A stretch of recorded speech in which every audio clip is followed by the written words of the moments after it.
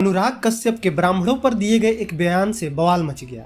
Social media में हुए एक बहस के दौरान अनुराग कश्यप ने कहा, मैं ब्राह्मणों कोई प्रॉब्लम। अब इस कमेंट का स्क्रीनशॉट वायरल होते ही फिल्म मेकर अनुराग कश्यप विवादों से घिर गए।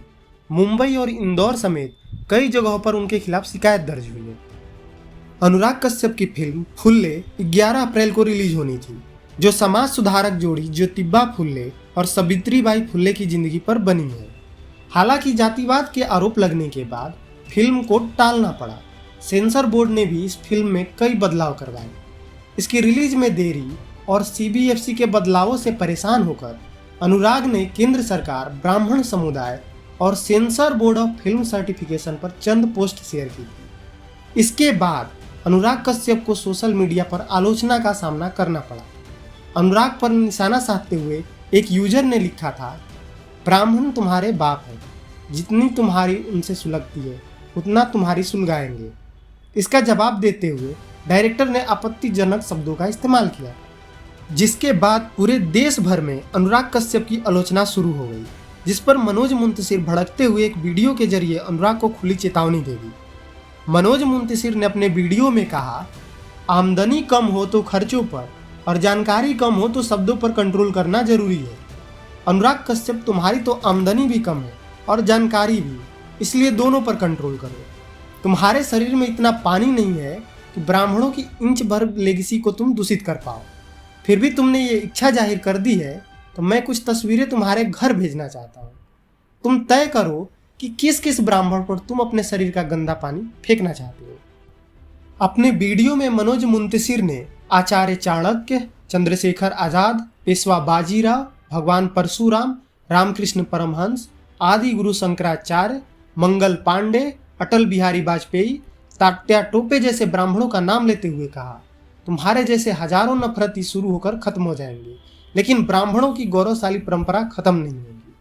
मैं एक ब्राह्मण हूँ, तुम्हें खुला चैलेंज देता हूँ कि इस वीडियो में कमेंट करके मेरे गिनवाए हुए 21 नामों में से कोई भी एक नाम चुनकर बता दो। तस्वीर भेजना मेरा काम है। तुम्हारे गुर्दे में इतना दम नहीं जो अपनी बोली हुई बातों पर तुम अटल रह पाओ।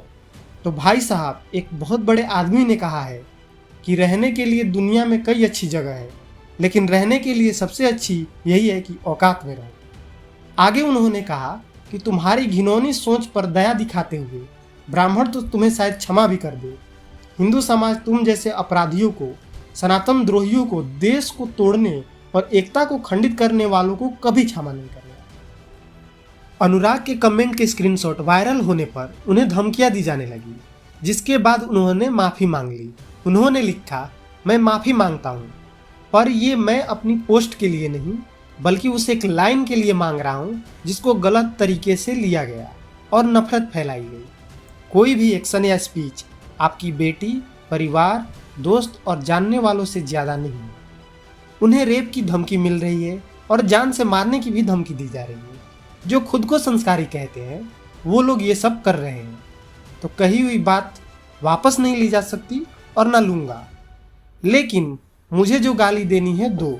मेरे परिवार ने ना कुछ कहा है और ना कहते हैं, इसलिए अगर मुझसे माफ़ी ही चाहिए तो ये मेरी माफ़ी है।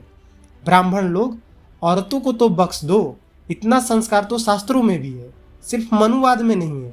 आप कौन से ब्राह्मण हो तय कर लो, बाकी मेरी तरफ से माफ़ी। इस पूरे मामले में गलती दोनों लोगों की है। पहला वो यूजर जो भड़काऊ कमेंट किया, दूसरी ओर सबसे बड़ी गलती अनुराग कश्यप की है जो ब्राह्मणों पर इतनी आपत्तिजनक कमेंट किए।